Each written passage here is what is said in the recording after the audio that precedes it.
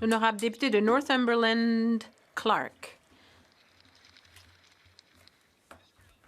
Israël a le droit de se défendre, notamment en désarmant le programme nucléaire de Téhéran.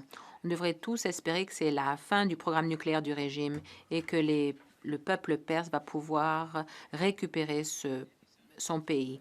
L'antisémitisme, malheureusement, est en hausse ici au Canada. Le gouvernement peut-il nous dire les mesures supplémentaires qu'il entend prendre pour protéger la communauté juive de l'antisémitisme, qui risque d'utiliser les derniers événements pour justifier de la violence? Le secrétaire parlementaire du ministre des Affaires étrangères. Merci, Monsieur le Président. Je remercie mon collègue pour sa question. C'est important. Il ne faut pas oublier qu'Israël a toujours le droit de se défendre. Israël a le droit d'assurer sa sécurité.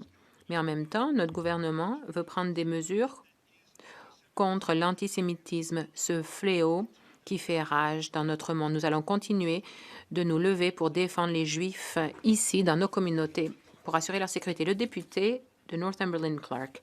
Dans le rapport cinglant déposé par la vérificatrice générale mardi, on a entendu dire que les libéraux n'avaient pas su adopter les garanties nécessaires pour protéger l'argent des contribuables. 64 millions ont été accordés à GC Strategy dans le cadre de l'application ArriveCan.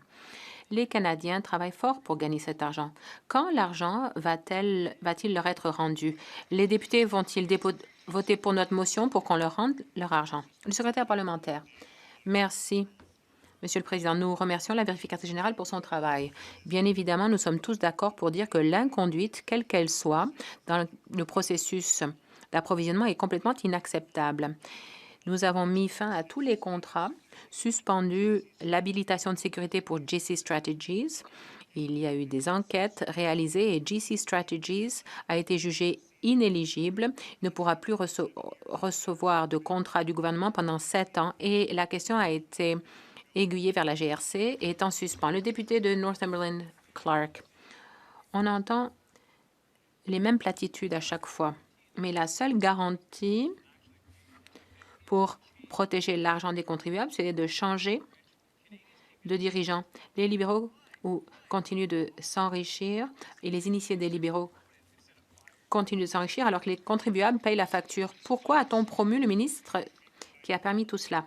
Le secrétaire parlementaire, nous sommes tous d'accord pour dire que l'inconduite dans le cadre du processus d'approvisionnement, quelle qu'elle soit, est complètement inacceptable. C'est pourquoi notre gouvernement a agi là-dessus. Et une enquête a été entreprise par OSIC. La compagnie en question a été jugée inadmissible pendant 7 ans pour obtenir des contrats fédéraux et la question a été envoyée à la GRC. Des poursuites sont en cours. Monsieur le Président, cette semaine, la vérificatrice générale a publié un rapport cinglant sur le principal fournisseur d'ArriveCan, GC Strategy. Cette entreprise de seulement 2 employés, aujourd'hui sous enquête de la GRC, a reçu une somme hallucinante de 64 millions de dollars. Et pire, on ne sait même pas s'ils ont travaillé ces dossiers. Les conservateurs ont présenté une motion visant à interdire cette entreprise à vie. Est-ce que tous les membres de cette Chambre voteront pour que les contribuables canadiens récupèrent leur argent, Monsieur le Président? Le secrétaire parlementaire.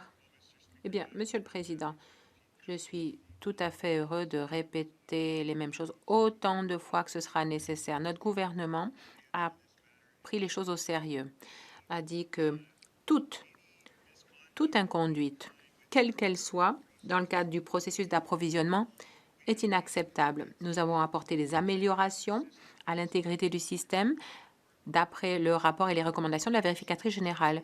GC Strategies ne peut plus recevoir de contrat du gouvernement pendant 7 ans. La question a été renvoyée à la GRC pour des poursuites. Monsieur le Président, pas 7 ans. On demande une suspension à vie, Monsieur le Président. Le budget prévu était de 80 000 $. Coût réel, 64 millions. Payé à 2 personnes seulement, Monsieur le Président. 800 fois le budget prévu. 800 fois, Monsieur le Président. Ça fait aucun sens. C'est les contribuables beaucerons canadiens qui se retrouvent avec la facture. Pourquoi que les libéraux, les politiciens, sont-ils récompensés au lieu d'être sanctionnés? L'honorable secrétaire parlementaire. Monsieur le Président, je sais que nous tous ici sommes d'accord pour dire que l'intégrité du processus d'approvisionnement est cruciale. C'est très important. Il s'agit de l'argent des contribuables qui est en question. Nous prenons cette question très au sérieux. Nous avons effectué une enquête par le biais du Bureau de l'intégrité des fournisseurs. GC Strategies a été jugé inadmissible pour ce qui est des contrats fédéraux pour les 7 prochaines années et la question a été référée à la GRC pour des poursuites. Encore une question sans véritable réponse, Monsieur le Président. Il se passerait quoi pour une famille canadienne si elle dépensait 800 fois son budget pour se loger et vivre? Ferait faillite, Monsieur le Président. Il se passerait quoi si une entreprise privée défonçait son budget de 800 fois? Un cadre serait congédié. Pourquoi acceptons qu'Ottawa de dépenser l'argent des Canadiens sans aucun résultat concret? Les familles beauceronnes méritent beaucoup mieux, Monsieur le Président. Est-ce que les libéraux voteront pour notre motion à radier GC Stratégie, oui ou non? Bravo! L'honorable secrétaire parlementaire. Monsieur le Président, l'inconduite, quelle qu'elle soit, au sein du processus d'approvisionnement est complètement inacceptable. C'est pourquoi nous avons apporté des changements pour assurer l'intégrité du système. Nous nous sommes assurés que GC Stratégie ne puisse plus soumissionner pour des contrats. La compagnie a été suspendue, l'habilitation de sécurité a été suspendue et l'enquête a jugé la compagnie inadmissible à tout contrat fédéral pendant 7 ans. La question a été référée à la GRC et des poursuites sont en cours. Honorable député de Belleau et Chambly. Monsieur le Président, la loi sur les pêches, la loi sur les Indiens, les ouvrages pour les cours d'eau, les eaux navigables, la biodiversité, la loi sur les langues officielles, la loi sur le revenu, le Code du travail, toutes des lois et des règlements que C5 permet arbitrairement aux ministres de suspendre. Est-ce que l'ensemble de l'appareil d'encadrement et de réglementation des comportements économiques au Québec et au Canada ne mérite pas au moins une étude en comité sérieuse? L'honorable ministre. Monsieur le Président, le chef du Bloc sait fort bien que nous venons de terminer une campagne électorale où le premier ministre et chef de notre parti a demandé aux Canadiens un mandat clair pour accélérer des projets d'intérêt national. Et c'est précisément ça que le projet de loi devant la Chambre des communes va permettre. Cependant, ce n'est pas vrai de dire qu'on va diminuer l'étude d'impact environnemental, les consultations avec les peuples autochtones, l'appareil qui permet à des ententes avec les provinces. C'est précisément qu'est-ce qu'on va faire. Député de Belleau et Chambly. C'est ce que la loi dit. Monsieur le Président, les Québécois semblent avoir voté, et je le dis en tout respect, par crainte du programme des conservateurs. Ils ont dit, OK, on va s'en aller par là. Nous autres, ça nous a même coûté quelques plumes. Alors là, le gouvernement libéral prend le programme des conservateurs et le met en œuvre. Ce n'est pas pour ça que les Québécois ont voté. Pourquoi ne pas permettre aux élus qui veulent tous travailler, je présume que c'est le cas de toutes les oppositions, de faire un travail sérieux et exhaustif en comité pour une loi qui transforme le tissu réglementaire et économique du Québec et du Canada de façon profonde? Honorable ministre. Monsieur le Président, ça ne vous surprendra pas que je ne suis pas d'accord avec notre ami du Bloc quand il dit qu'on a pris une politique qui était proprement aux conservateurs. Au contraire, Monsieur le Président, la page 1 de notre plateforme électorale, la première page de notre plateforme électorale part de bâtir une économie au Canada et non pas 13, et de faire en sorte qu'on peut encore une fois faire de grands projets qui sont dans l'intérêt national. C'est pourquoi les premiers ministres NPD, conservateurs et même caquistes sont d'accord avec cette approche. Voilà. Honorable député de Gaspésie, les îles de la Madeleine, liste gauche. Monsieur le Président, le premier ministre bâillonne C5 qui lui permettrait de tout décider par décret dans les projets énergétiques, sans égard pour le Québec ni pour l'acceptabilité sociale. Il précipite aussi l'adoption de C4. Il nomme des ministres sans lettre de mandat précisant ses intentions. Il met fin à la tradition de Justin Trudeau de répondre à toutes les questions durant les travaux du mercredi. Bref, pas de débat, pas de transparence et aussi peu d'imputabilité que possible. Est-ce que les libéraux pensent vraiment que c'est ce que les Québécois attendent d'un gouvernement minoritaire? L'honorable ministre. Monsieur le Président, je constate que nos amis du Bloc manquent notre ancien chef et ancien premier ministre, Justin Trudeau. Je pense que c'est important de noter ça. Monsieur le Président, au contraire, nous avons mis devant le Parlement un projet de loi qui permet précisément au gouvernement du Canada, en partenariat avec les provinces, les territoires, les peuples autochtones, de construire de grands projets qui vont avancer l'économie canadienne, qui vont parler, par exemple, du développement important en énergie renouvelable. C'est ça que les Canadiens s'attendent de ce Parlement. La députée de Middlesex London. Monsieur le Président, la vérificatrice générale a confirmé ce qu'on savait déjà. 64 millions de dollars ont été remis à une compagnie composée de 2 personnes sans aucune preuve de travail effectué. Pas d'habilitation de sécurité, pas de résultats tangibles, pas d'appel d'offres. Il s'agissait juste d'enrichir les initiés du Parti libéral, pas de servir les Canadiens. Donc j'ai une question. Est-ce que tout le monde ici va se rallier du côté des contribuables et va voter pour notre motion conservatrice pour rendre aux Canadiens leur argent? Le secrétaire parlementaire du ministre des Finances. Monsieur le Président, on est tous d'accord ici pour dire que l'intégrité du processus de passation de contrat est extrêmement importante. Les contribuables méritent des réponses. Cette affaire a été référée à la GRC. Des poursuites sont en cours. Nous avons aussi veillé à ce que la compagnie ne puisse plus passer de contrat avec le gouvernement fédéral pendant 7 ans. Merci. La députée de Middlesex London. Monsieur le Président, les libéraux disent que plus on traduit les Canadiens, plus on vous récompense. La vérificatrice générale a révélé un échec énorme. 82% des contrats GC Strategies ne comportaient aucune preuve que les Canadiens en avaient eu pour leur argent. Pourtant, les ministres libéraux responsables ont été promus par le nouveau premier ministre élitiste libéral. Les Canadiens font les frais de la corruption, alors que les initiés, eux, encaissent des chèques sans rien faire. Donc, est-ce que la corruption, c'est la définition libérale de la nomination en fonction du mérite? Le secrétaire parlementaire, je me fais un plaisir de répéter pour ma collègue que GC Strategies a été jugé inéligible par le Bureau de l'intégrité des fournisseurs, ne pourra pas passer de contrat avec le gouvernement fédéral. La question a été référée à la GRC et des poursuites sont en cours. Le député de Souris Moose Mountain. Monsieur le Président, la vérificatrice générale a confirmé que GC Strategies, une entreprise composée de seulement 2 personnes, a reçu 64 millions de dollars du gouvernement libéral. Dans près de la moitié des cas, il n'y a même pas de preuve que le travail a été effectué. Les ministères ont fait fi des règles et approuvé des paiements sans contrepartie. Ce n'est pas juste de la mauvaise gestion, c'est une trahison envers les contribuables. Les libéraux vont-ils enfin faire ce qu'il faut et appuyer notre motion conservatrice pour enfin rembourser les Canadiens? Le secrétaire parlementaire. L'inconduite, quelle qu'elle soit au sein du processus d'approvisionnement, est tout à fait inacceptable. Nous sommes d'accord avec les députés d'en face. C'est exactement pour cela qu'on a agi. On a fait une enquête, une évaluation. La compagnie en question a été jugée inéligible, ne peut pas soumissionner pour des contrats fédéraux pendant 7 ans et la question a été référée à la GRC pour des poursuites. Le député de Souris Moose Mountain. Monsieur le Président, les libéraux semblent ne rien comprendre. Pendant ce temps-là, GC Strategies en a mis plein les poches. Les ministres responsables de ce gaspillage n'ont pas été renvoyés, ils ont été promus. Réfléchissez-y. Leur échec a été récompensé. C'est l'habitude chez les libéraux, les consultants s'enrichissent, les ministres incompétents sont promis et c'est les Canadiens qui payent la note. Pourquoi est-ce qu'avec ces libéraux, plus on gaspille, plus on gagne? Bien sûr, à moins d'être contribuable canadien. Le secrétaire parlementaire.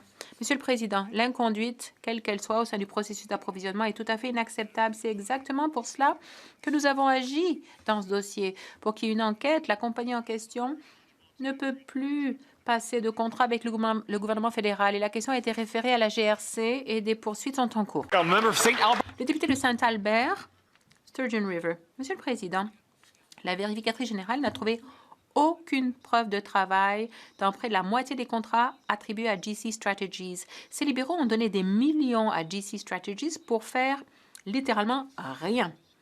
Les contribuables méritent d'être remboursés. Ils méritent d'être remboursés maintenant. Alors, les libéraux vont-ils appuyer notre motion conservatrice visant à rendre aux contribuables leur argent? Oui ou non? Le secrétaire parlementaire. Monsieur le Président, nous sommes d'accord, comme je l'ai dit, l'intégrité du processus d'approvisionnement est cruciale pour les Canadiens. C'est pour cela, exactement pour cela, que cette compagnie a été jugée inadmissible, ne pourra plus passer de contrat pendant les 7 prochaines années. On a renvoyé la question à la GRC et les poursuites sont en cours. Député de Saint-Albert, Sturgeon River. Monsieur le Président, vous savez, ce que c'est quand une entreprise envoie une facture et accepte un paiement pour un travail qu'elle n'a pas fait? Ben, ça s'appelle de la fraude, ça s'appelle du vol. Et avec ces libéraux, GC Strategies a volé des millions aux contribuables. Les libéraux vont-ils enfin assumer leurs responsabilités et voter avec les conservateurs pour que les contribuables récupèrent leur argent? Le secrétaire parlementaire. Eh bien, bien sûr, l'inconduite au sein du processus d'approvisionnement, à n'importe quelle étape, est inacceptable. Et c'est pourquoi notre gouvernement a agi. Nous l'avons fait de manière responsable. Pour assurer l'intégrité du système, la compagnie ne pourra plus faire affaire avec le gouvernement fédéral pendant 7 ans. La question a été renvoyée à la GRC et des poursuites sont en cours. L'honorable député de Montmorency, Charlevoix. Merci, M. le Président. Depuis hier, on entend le gouvernement essayer de nous donner des solutions légères à un problème qui a coûté très cher aux contribuables, l'application Arrive-Can. Mais ça semble être devenu une habitude du côté libéral d'allumer des feux, d'essayer de les éteindre, puis finalement de se féliciter à la fin du bon travail qu'ils font. Le plus récent exemple, un fiasco de 64 millions de dollars de fonds publics donnés à GC Stratégie, une compagnie de 2 personnes dans un sous-sol. Est-ce que le gouvernement va appuyer la motion conservatrice et bannir à vie GC Stratégie et aller rechercher l'argent des Canadiens? Bravo! L'honorable secrétaire parlementaire. La question, Mr. Speaker. Monsieur le Président, je suis heureux de me lever encore pour répondre à la question. Bien évidemment, ça fait plusieurs fois que je réponds à cette même question, mais je me fais un plaisir de continuer à le faire pour le reste du temps qui nous est accordé. GC Strategies ne pourra plus passer de contrat avec le gouvernement fédéral pendant 7 ans. C'est grâce à une enquête qu'on a déclenchée. La question a été référée à la GRC et des poursuites sont en cours. Merci, Monsieur le Président. L'honorable député de Pierre Boucher, les Patriotes Verchères. Monsieur le Président, les Québécois, là, ils n'ont pas donné un chèque en blanc aux libéraux. Ils ont élu un gouvernement minoritaire. Pourtant, c'est un chèque en blanc qu'ils demandent aujourd'hui avec le bâillon sur C5. Ils veulent un chèque en blanc pour gouverner et décréter et tout décider sur les projets énergétiques. Un chèque en blanc pour imposer des pipelines aux Québécois sans l'accord du Québec et sans évaluation environnementale sérieuse. Et en plus, ils veulent un chèque en blanc pour l'adopter sans débat et sans études. Est-ce qu'ils vont respecter les Québécois puis laisser le Parlement travailler? L'honorable leader du gouvernement dans la Chambre. Ce que nous avons entendu des Québécois, c'est la confiance exprimée envers 44 de nos collègues libéraux ici en Chambre qui parlent à voix haute pour le Québec et qui reflètent à tous les jours l'urgence en la demeure en ce qui a trait à notre économie, en ce qui a trait à la création de projets porteurs, créateurs d'emplois partout sur le territoire, partout au Québec, d'un océan à l'autre, une économie porteuse. Vive le Canada, Monsieur le Président! L'honorable député de Abitibi-Témiscamingue. Le projet de loi C5 que le gouvernement essaie d'imposer par bâillon est une insulte au peuple autochtone. Les libéraux veulent se donner le pouvoir de tout décider par décret dans les projets énergétiques. Ils vont approuver les projets d'abord à Ottawa et seulement ensuite, quand la décision sera prise et irréversible, ils vont faire semblant de consulter les Autochtones. C'est une mascarade, Monsieur le Président, qui contrevient directement au droit à l'autodétermination des peuples autochtones, à leur souveraineté territoriale et à la réconciliation.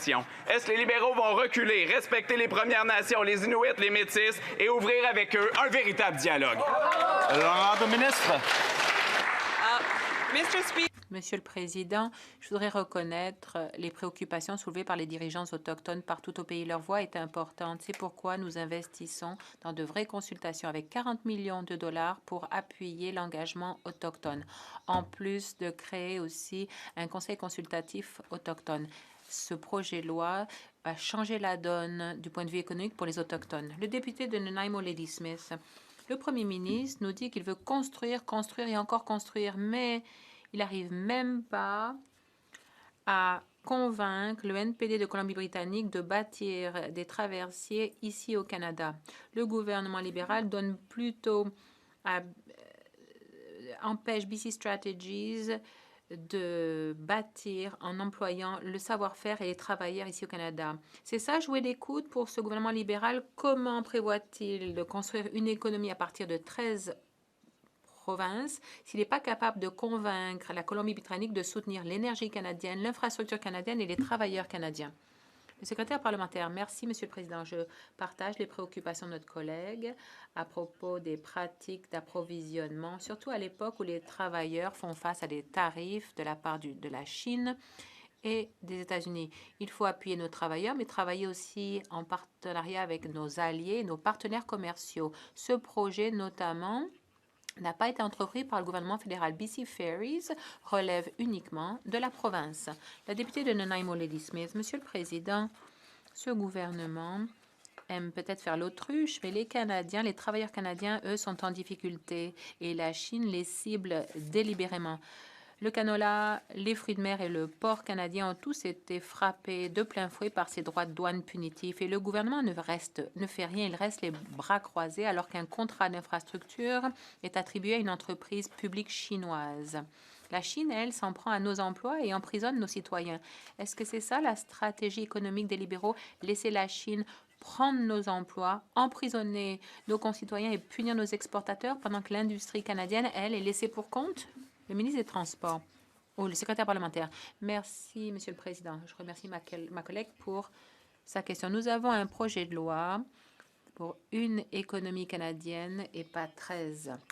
C'est bon pour les marchandises, les services du Canada. C'est bon pour la mobilité de la main-d'œuvre. Nous allons éliminer ou réduire les obstacles au commerce. Donc, nous accordons toujours la priorité au Canada. Le député de North Island Powell River. Monsieur le Président, des milliers de bons emplois canadiens ont été perdus cette semaine lorsque BC Ferries a annoncé l'achat de 4 nouveaux traversiers, pas ici auprès de nos chantiers navals ici, mais auprès de chantiers navals appartenant aux produits communistes chinois. Donc, on subventionne des emplois en Chine, un pays qui kidnappe nos concitoyens et qui impose des droits de douane injustes à nos agriculteurs et à nos pêcheurs. Le gouvernement va-t-il faire preuve de courage? Va-t-il bloquer cet achat? Oui ou non? Le secrétaire parlementaire, merci. Je partage les inquiétudes de notre collègue. La réalité, c'est que ce projet, encore une fois, relève des normes et des règlements provinciaux. Mais je peux vous dire que pour ce qui est du gouvernement fédéral, nous allons accorder toujours la priorité aux Canadiens. Le député de Regina-Louvain. Monsieur le Président, l'absence de pipeline signifie qu'il n'y a pas d'emploi pour les gens de Everard Steel dans ma communauté. Comment les libéraux comptent-ils construire des oléoducs s'ils ont besoin d'un consensus? Qu'est-ce que ça veut dire? Auront-ils besoin d'acier canadien pour construire ces pipelines, l'honorable ministre? Monsieur le Président, le Premier ministre et 13 premiers ministres sont entendus sur 5 critères pour construire des projets d'intérêt national. Si le député veut des emplois pour les gens de sa province, il devrait soutenir ce projet de loi. Le député de Regina-Louvain. Imaginez vous rendre au travail à tous les jours pour vous demander si vous allez être mis à pied. Pendant 10 ans, ces libéraux ont adopté des politiques anti-développement comme le projet de loi C-69, C-48, des plafonnements d'émissions et la taxe carbone industrielle. Ces gens méritent de meilleures réponses. Le gouvernement sera-t-il comme l'ancien gouvernement? Aucun pipeline? Les pipelines méritent d'être construits. Vont-ils se servir de l'acier canadien pour construire des pipelines? L'honorable ministre. Monsieur le Président, comme je l'ai dit, si le député veut des emplois pour les gens de sa circonscription, il n'a qu'à voter en faveur de l'intérêt pour construire des projets d'intérêt national. Cela pourra ramener des emplois pour les travailleurs de l'acier, les travailleurs de l'aluminium. Soutenez le projet de loi. La députée de Prescott-Russell-Cumberland. Monsieur le Président, cette semaine, le Premier ministre a annoncé que le nouveau gouvernement du Canada allait reconstruire, réarmer et réinvestir dans les forces armées canadiennes. Grâce à cette augmentation des investissements dans la défense, le Canada atteindra l'objectif de 2 % fixé par l'OTAN. Le Canada jouera un rôle de premier plan grâce à des valeurs respectées dans le monde entier, à des ressources convoitées par tous et à une économie qui se classe au premier rang des pays du G7.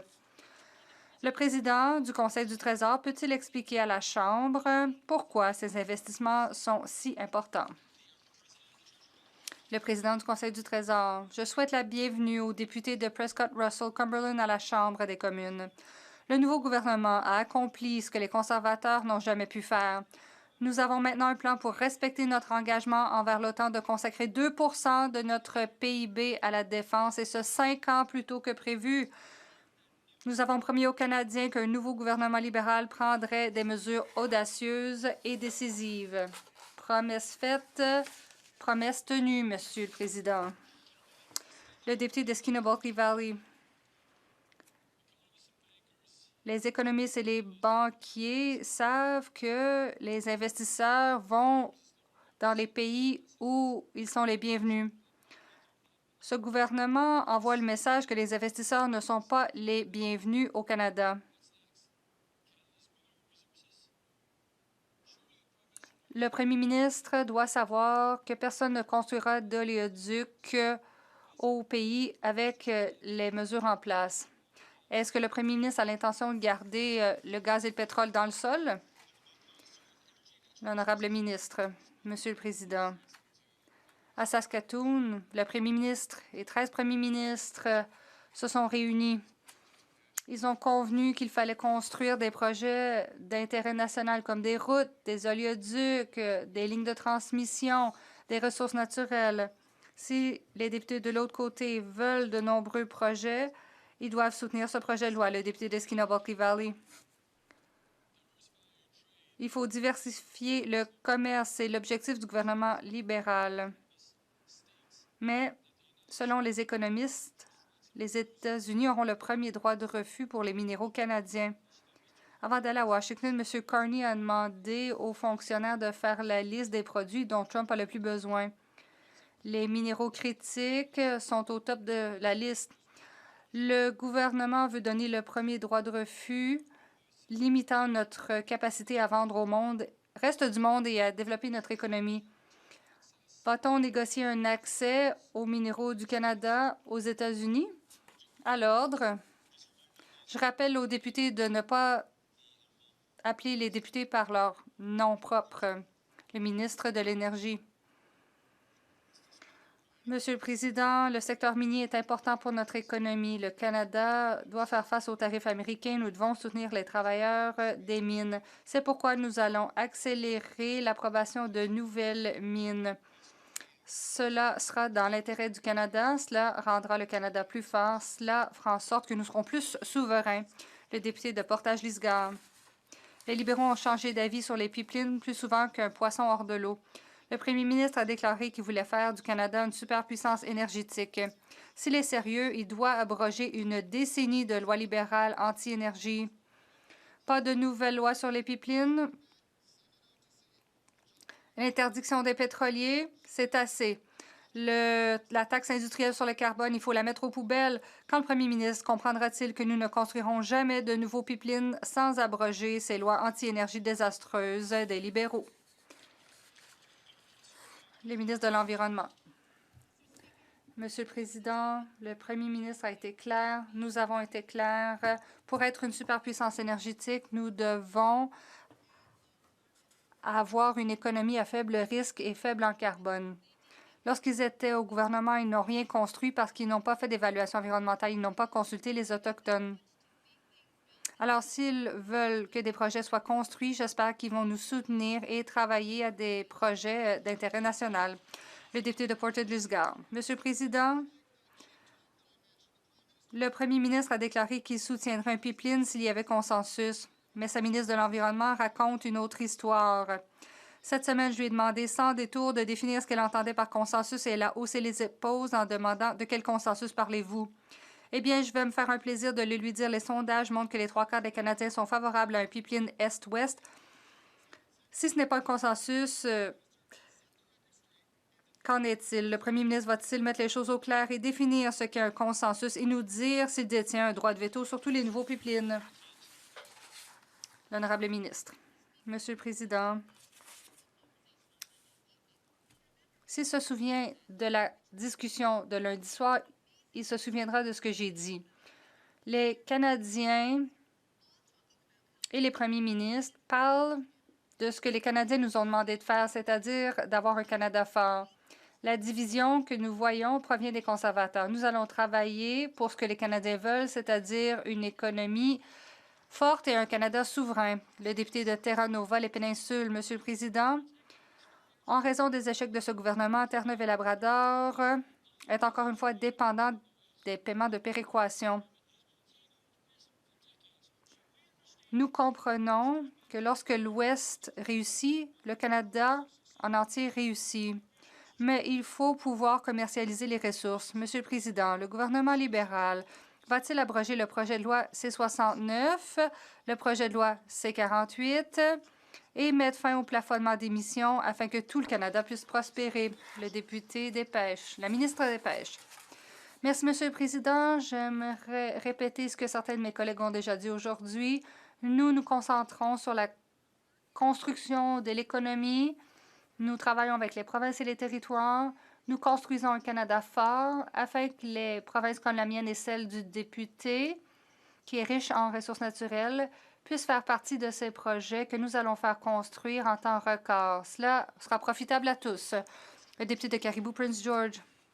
Après une décennie de politique antidrogue inefficace, ces libéraux laxistes en matière de criminalité ne comprennent toujours pas. Une nouvelle saisie à Williams Lake a entraîné l'arrestation d'un récidiviste, arrêté le matin et relâché le jour même. Si le ministre ne veut pas retirer les criminels des rues, va-t-il au moins cesser de leur donner gratuitement de la drogue à vendre? Le secrétaire parlementaire. Monsieur le Président, la loi sur la frontière va lutter contre le crime organisé et équiper les agents d'application de la loi des outils nécessaires. Nous luttons contre le trafic du fentanyl avec des mesures importantes comme l'amélioration du partage d'informations. Nous allons aussi faire des fouilles de marchandises suspectes. Le député de Caribou, Prince George. Tar Starco, 18. Evelina Baldali, 16. Camilla Sword, 14. Elliot Yurchuk, 16. Mathis Boivin, 15 ans. Darian Clayton Fleet, 18 ans. Nikia Sugar, 15 ans. Catherine McFarlane, 19 ans. Logan Williams, 16 ans. Jade Point, 13 ans. Brianna McDonald, 13 ans. La cause de mort principale pour les jeunes dans ma province est la surdose. Ce sont des enfants et ils meurent. Si ce n'est pas une crise, de quoi s'agit-il? Je remercie le député de sa question. Le nouveau gouvernement du Canada prend la question au sérieux. Le fait est que l'augmentation mondiale du fentanyl ravage nos communautés et nos familles. C'est pourquoi ce gouvernement s'est engagé à engager des nouveaux agents de la SRC et des agents de la GRC pour lutter contre ce fléau. Le député de King Vaughan. Monsieur le Président, les vols de voitures ont augmenté de 46 %, les crimes violents ont augmenté de 50 % et hier, la police de York a arrêté 4 suspects lors d'un vol de voiture avec violence. 2 étaient des récidivistes. Cela est le résultat des mauvaises lois libérales comme C5 et C75. Même le maire de Vaughan et le chef de la police de York demandent qu'on mette fin à la politique en matière de mise en liberté sous caution.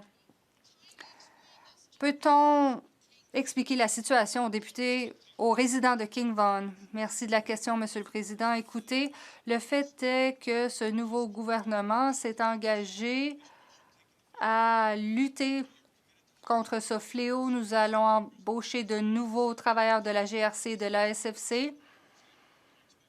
Je m'attends à ce que la députée soutienne la loi sur les frontières. Les policiers auront ainsi accès aux ressources nécessaires. Le député de Yellowhead. Merci, Monsieur le Président. Cela fait 5 ans que le gouvernement libéral a fait adopter son décret visant les propriétaires d'armes à feu responsables avec son programme de confiscation. Aucune arme à feu n'a été rachetée, mais les crimes commis avec une arme à feu ont augmenté de 116 %. En tant que titulaire d'un permis, un permis de possession et d'acquisition restreinte, pour ceux qui ne le savent pas encore, ces statistiques me laissent perplexe. Pourquoi ce gouvernement libéral ne se concentre-t-il pas sur les criminels, ne rend-il pas nos rues plus sûres et ne laisse-t-il pas tranquilles les propriétaires d'armes à feu respectueux des lois? Le secrétaire parlementaire. Le programme de rachat d'armes à feu est un programme sérieux pour assurer la sécurité de nos communautés. Déjà, 12 000 armes ont été saisies, ont été rachetées et 10 000 ont été détruites. Le programme de rachat offre une compensation équitable aux entreprises et bientôt aux propriétaires d'armes à feu. Le dépôt d'armes, nous rencontrerons bientôt le dépôt d'armes de la GRC pour rencontrer les membres du programme canadien d'armes à feu et entendre leurs préoccupations afin de mettre le programme en œuvre le plus rapidement possible. L'honorable député de Mont-Saint-Bruno, l'Acadie. Monsieur le Président, les gens de ma circonscription de Mont-Saint-Bruno-l'Acadie me partagent souvent l'importance de protéger les Canadiens dans un monde qui devient de plus en plus dangereux. De l'ouest à l'est, à l'Arctique et bien sûr au Québec, nous devons faire face à la situation mondiale et créer un Canada fort. Le ministre de la Défense nationale peut-il partager avec nous dans cette Chambre les investissements que le gouvernement nouveau réalise dans le domaine de la défense?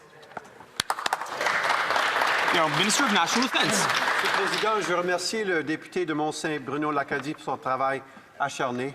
Notre gouvernement vient tout juste de présenter un plan pour la reconstruction, le rééquipement et le réinvestissement dans nos forces armées canadiennes. Le premier ministre a annoncé un investissement générationnel de plus de 9 milliards de dollars, ce qui signifie que nous atteindrons l'objectif de 2 % fixé par l'OTAN cette année fiscale. Lorsqu'il s'agit d'une question aussi importante que la défense et la sécurité du Canada, les Canadiens peuvent faire confiance à leur nouveau gouvernement. Merci.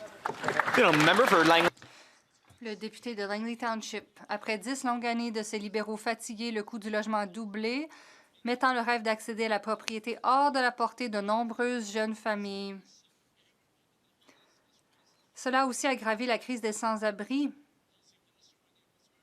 Le ministre du Logement, lorsqu'il était maire de Vancouver, a dit qu'il éliminerait ce phénomène. Aujourd'hui, il y a 28 000 Britanno-Colombiens sans logement sûr. Le ministre reconnaîtra-t-il que 10 ans d'annonces de dépenses et de séances photos n'ont pas donné de résultats? L'honorable député, nous avons un plan pour le logement abordable. Nous misons sur les succès de ce gouvernement. Nous réduisons la TPS pour les acheteurs de maisons neuves. Nous allons aussi travailler avec les municipalités.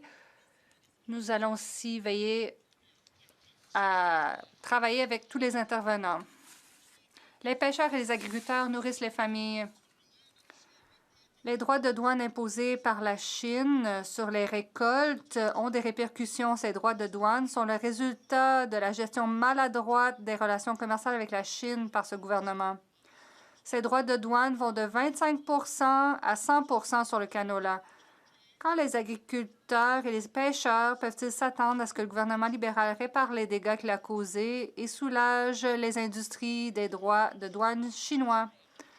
Honorable ministre, nous allons toujours défendre l'intérêt des Canadiens. La semaine dernière, j'ai discuté avec le ministre des Commerces de la Chine pour parler de certains de ces enjeux, qu'il s'agisse du canola, du bœuf ou de la nourriture pour animaux.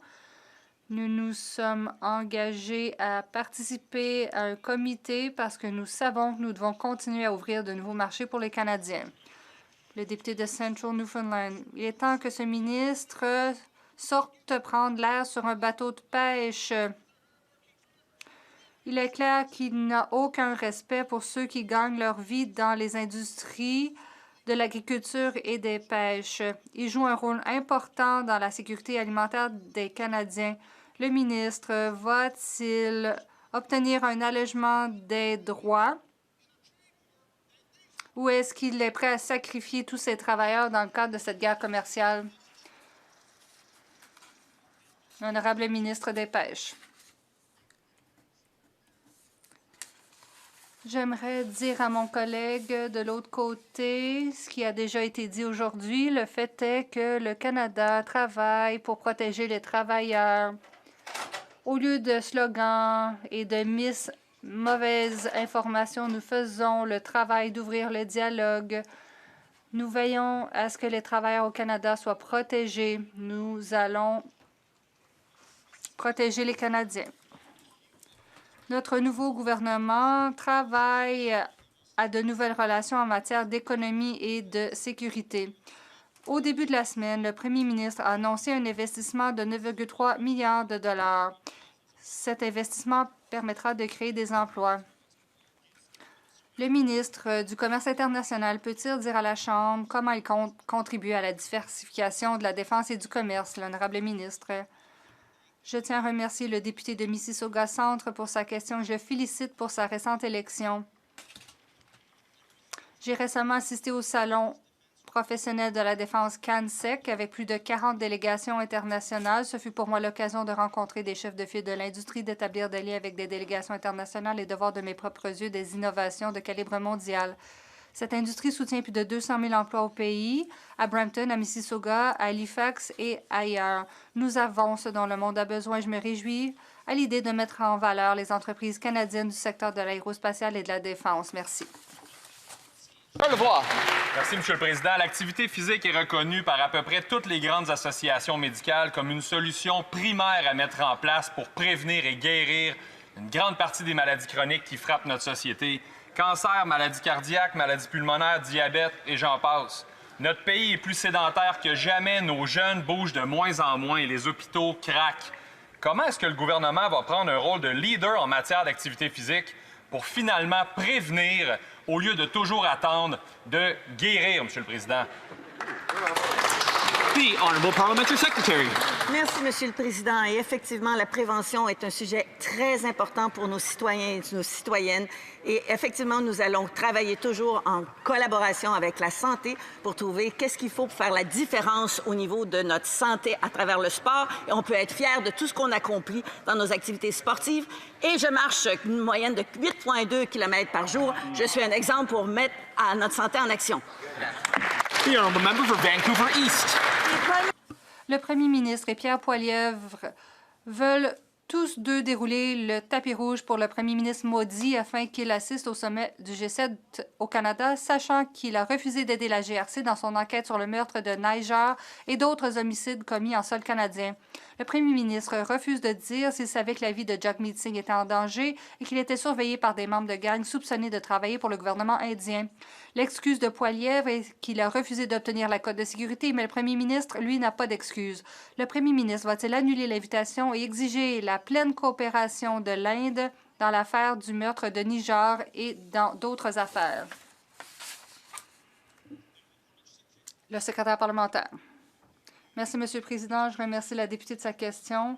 Elle a soulevé plusieurs enjeux d'un coup. J'aimerais dire que le G7 est une occasion pour le Canada d'exercer le leadership sur la scène mondiale. Notre souveraineté et notre priorité sont liées à la sécurité. En même temps, le Canada est un pays de la règle de droit. Nous avons plusieurs cas devant la GRC. Nous allons continuer de veiller à ce que les Canadiens soient en sécurité ici et à l'étranger. Le député d'Edmonton-Strathcona. Israël a bombardé des douzaines de sites en Iran, y compris des résidences, ce qui a causé des centaines de décès. Netanyahou mène la région vers une autre guerre où les civils en paieront le prix. Les gens dans la région sont terrifiés pour la suite. Nous avons besoin de diplomatie et la règle de droit. Le Canada va-t-il condamner ces derniers développements? Vont-ils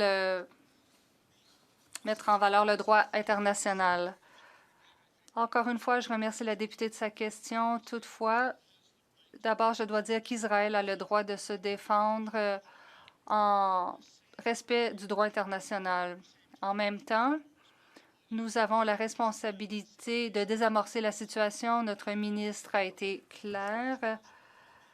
Et l'envenimement de la situation n'aide pas. Il faut veiller à ce que les otages soient libérés. Il faut que l'aide humanitaire puisse se rendre à destination. Nous voulons aussi un cessez-le-feu immédiat. Le Canada fera tout ce qu'il peut pour veiller à ce que la paix règne dans la région. And that concludes question period for today. C'est ce qui m'a fait la période de questions pour aujourd'hui.